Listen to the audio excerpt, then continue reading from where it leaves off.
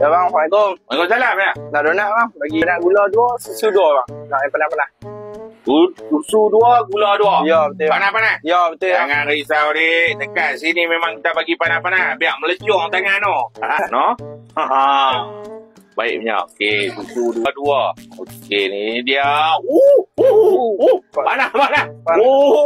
Ini jaga baik-baik ni. Okey, Pegang bang. elok ni. Terima kasih, bang. Terima kasih. Nama baik. Hey guys, saya ada dekat depan Petron Taman Kenari. Saya ada makan donat ketagih. Boleh mai. Donat ni panas-panas.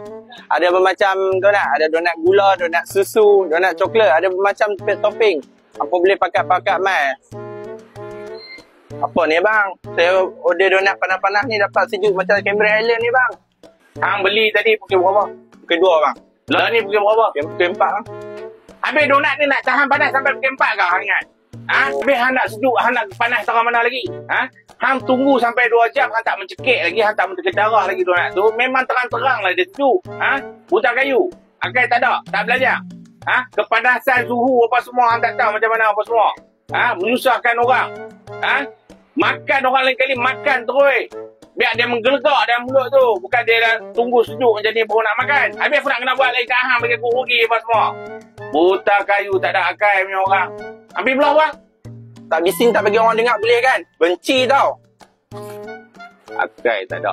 Tak naik darah orang tak boleh. Ni aku nak kena pergi check pula. Ni darah tengah naik. Buta kayu. Buat panas-panas pun salah. Buat sejuk-sejuk pun salah.